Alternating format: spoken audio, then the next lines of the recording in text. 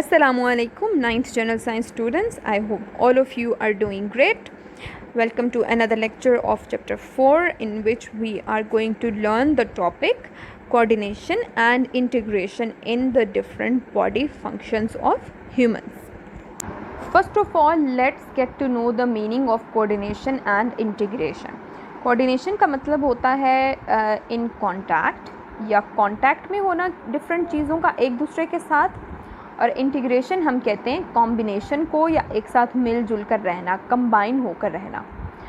तो इंटीग्रेशन और combination of our body functions का मतलब ये है कि हमारी बॉडी के अंदर डिफरेंट जो काम हो रहे होते हैं एट द सेम टाइम, जैसे हमारा ब्रेन काम कर रहा है, हार्ट काम कर रहा है, बाकी सारे जो डिफरेंट पार्ट्स काम कर रहे हैं वो एक दूसरे के साथ मिलजुल कर काम करते हैं और एक दूसरे के साथ कांटेक्ट में होते हैं.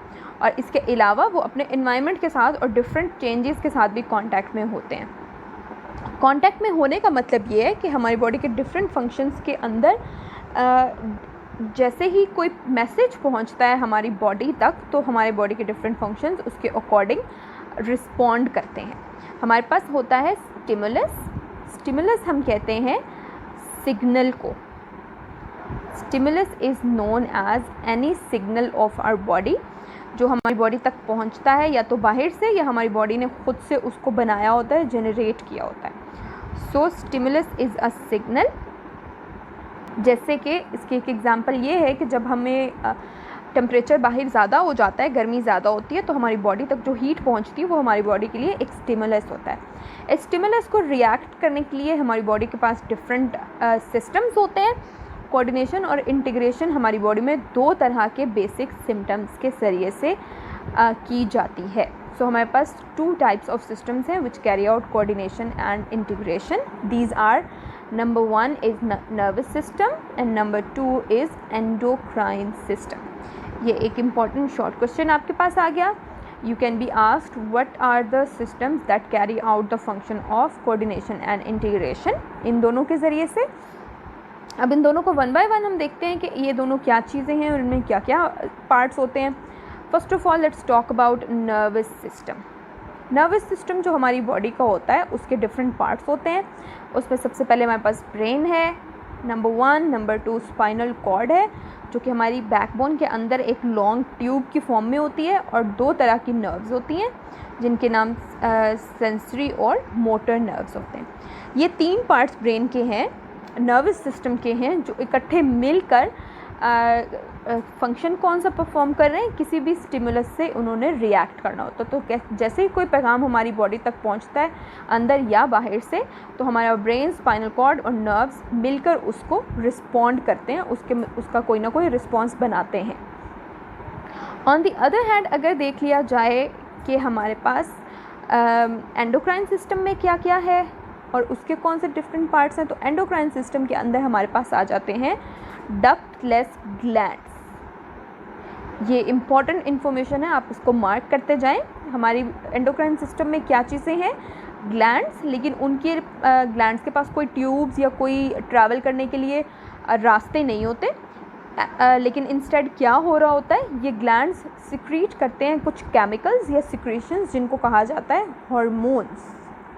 तो आपके पास डेफिनेशन आ गई हार्मोन्स की.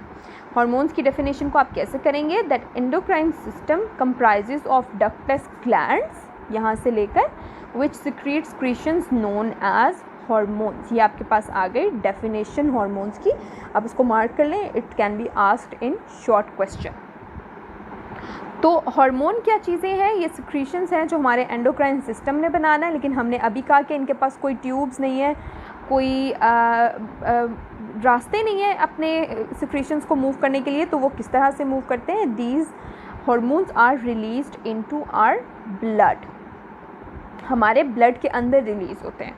तो होता क्या है कि डिफरेंट कोई भी स्टिमुलस जब हमारी बॉडी तक पहुंचता है तो वो इन दो तरीक़ों से हमारी बॉडी उनको रिस्पॉन्ड कर सकती है. या तो हमारी नर्वस सिस्टम उसको रिस्पॉन्ड करेगा या हमारा एंडोक्राइन सिस्टम उसको रिस्पॉन्ड करेगा. नर्वस सिस्टम ने करना है तो ब्रेन, स्पाइनल कॉर्ड और नर्व्स की मदद से करना है, और एंडोक्राइन सिस्टम ने करना है तो उसने डिफरेंट ग्लैंड्स की मदद से करना है. इन ग्लैंड्स के अंदर से सिक्रीशंस निकलेंगी जिनको हम हार्मोन्स कहते हैं. ये हार्मोन्स जो हैं हमारी बॉडी के डिफरेंट ऑर्गन्स जो हैं और डिफरेंट फंक्शन जो हैं उनको आपस में कोऑर्डिनेट करते हैं, उनको आपस में रिलेट करते हैं, कांटेक्ट में रखते हैं। ये जो केमिकल मैसेंजर्स का नाम हम दे रहे हैं हार्मोन्स को, जो कि एक जगह से दूसरी जगह पहुंचते हैं ब्लड के ज़रिए से। ये हमें कुछ इम्पॉर्टेंट इन्फॉर्मेशंस मिल गई हमारे कोऑर्डिनेशन सिस्टम्स के बारे में। अब हम डिटेल में देखने लगे हैं एंडोक्राइन ग्लैंड्स के बारे में। एंडोक्राइन ग्लैंड्स के बारे में हमने कह दिया ये सिक्रीट करने वाले डिफरेंट हमारी बॉडी के छोटे छोटे से पार्ट्स हैं। डिफरेंट हमारे पास ग्लैंड्स आ जाते हैं बॉडी के अंदर। एंडोक्राइन ग्लैंड्स की हमारे पास 5 टाइप्स हैं। उसमें हमारे पास आता है सबसे पहले पिट्यूटरी ग्लैंड। पिट्यूटरी ग्लैंड जो है वो हमारी बॉडी का सबसे इम्पॉर्टेंट ग्लैंड है। ये प्रेजेंट होता है, ये छोटा सा जो एक मास ऑफ सेल्स है ये प्रेजेंट होता है हमारे ब्रेन में। It is the size of a P. ये बिल्कुल इतना छोटा सा होता है जितना एक मटर का दाना होता है। It is present in our brain. तो हमारे पास सबसे पहले पिट्यूटरी ग्लैंड की क्या आ गई, लोकेशन, कि ये हमें कहाँ पर मिलता है। आप इसी तरह से हेडिंग्स के साथ इनको करते जाएं। ये ग्लैंड जो है इसका फंक्शन क्या है। नेक्स्ट आपके पास ये तो इसकी लोकेशन आ गई। सेकंड हमारे पास इसका फंक्शन आ रहा है, इसका काम क्या है। इसने एक्चुअली बाकी जितने भी हमारी बॉडी में डिफरेंट ग्लैंड्स हैं उन सब के काम को कंट्रोल करना है, उन सब की एक्टिविटीज़ को कंट्रोल करना है। इस वजह से इसको मास्टर ग्लैंड का नाम भी दिया जाता है। इसको आप MCQ के लिए मार्क कर लें। आपसे पूछा जा सकता है which gland of our body is master gland. तो हमारे पास कौन सा है, पिट्यूटरी ग्लैंड। इसने कंट्रोल करना है बाकी सारे ग्लैंड्स की परफॉर्मेंस को, और फिर इसके ज़रिए से क्या चीज़ कंट्रोल हो जाती है, हमारी बॉडी की ग्रोथ और डिफरेंट मैकेनिज़म्स जो कि डिफरेंट ग्लैंड्स की वजह से कंट्रोल हो रही थी। ये हमारे पास है पिट्यूटरी ग्लैंड।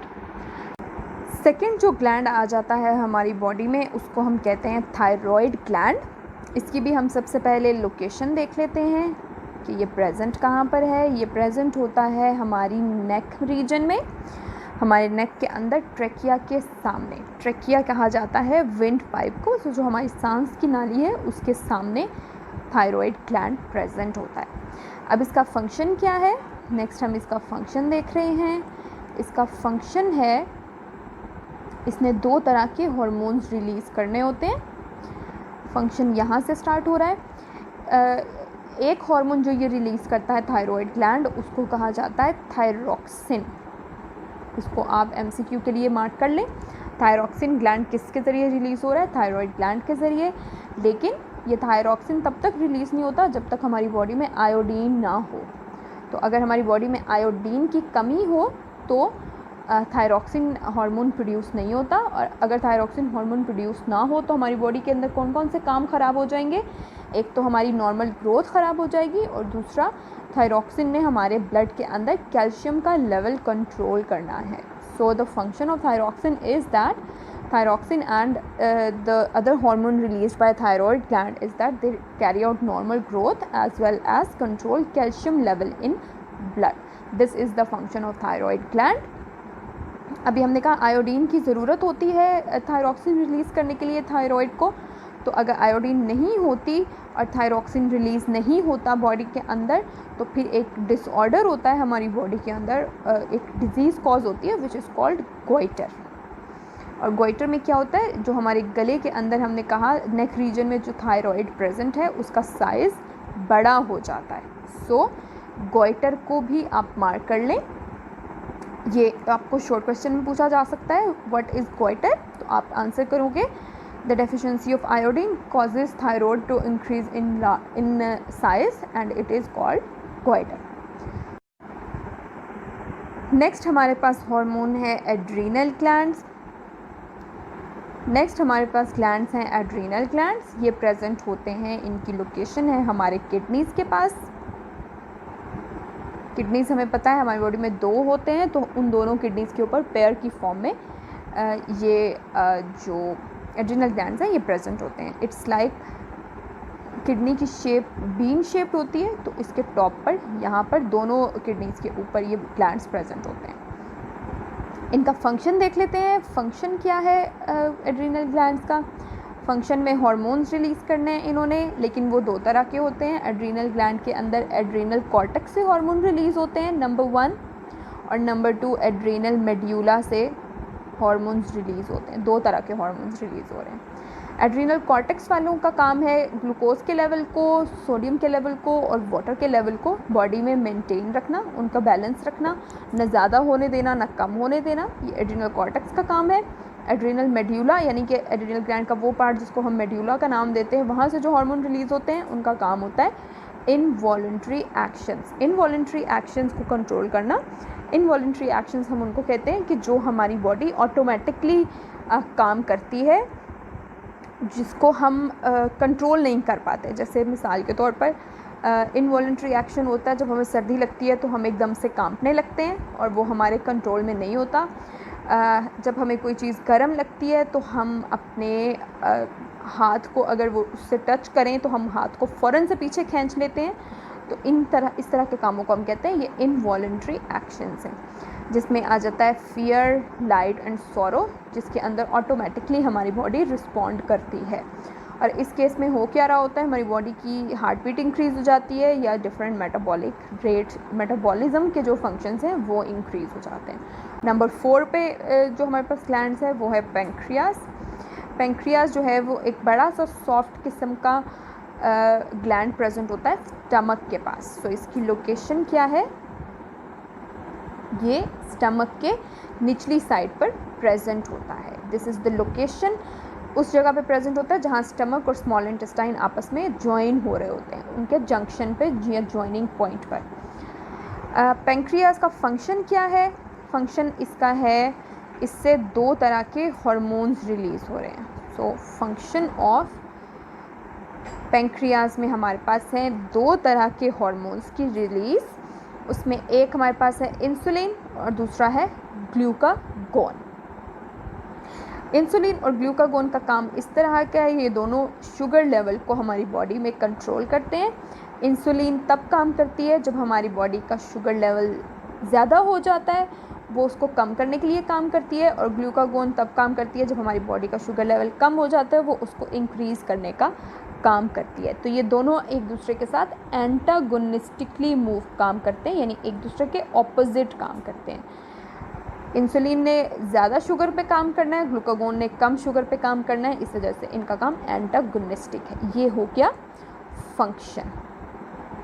यहाँ पे आपके पास आ गया है फंक्शन यहाँ तक। और जब इंसुलिन हमारी बॉडी में रिलीज़ नहीं होती, जिसने हमारी बॉडी की ज़्यादा शुगर को कम करना था, तो अगर ये इंसुलिन प्रोड्यूस ना हो तो शुगर ज़्यादा होती जाएगी, जिसको हम डिज़ीज़ का नाम देते हैं डायबिटीज़ इन ह्यूमन। लास्ट में हमारे पास जो ग्लैंड्स हैं वो हैं गोनेड्स। गोनेड्स वो ग्लैंड्स होते हैं जो कि सेक्स ऑर्गन्स का नाम इनको दिया जाता है, जो डिफरेंट मेल और फीमेल कैरेक्टर्स को डेवलप करते हैं बॉडी के अंदर। सो मेल्स के अंदर जो हार्मोन्स रिलीज़ होते हैं गोनेड्स में, उनको नाम दिया जाता है टेस्टिस का। मेल गोनेड्स का नाम है टेस्टिस और फीमेल टेस्टिस गोनेड्स का नाम है ओवरी। ये मेल है और ये फीमेल है। हमने कहा कि गोनेड्स जो हैं ये सेक्स ऑर्गन्स हैं। मेल वालों को कहा जाता है टेस्टिस और फीमेल को कहा जाता है ओवरी।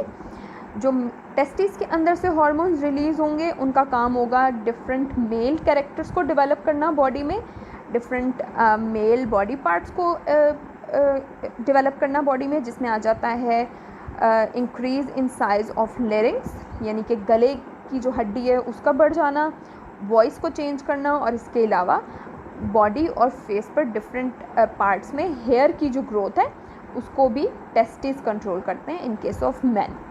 फीमेल के केस में हमारे पास ओवरी है। ओवरी के अंदर से जो हार्मोन्स रिलीज़ होते हैं वो डिफरेंट फीमेल कैरेक्टर्स और डिफरेंट फीमेल पार्ट्स बॉडी में डेवलप करते हैं।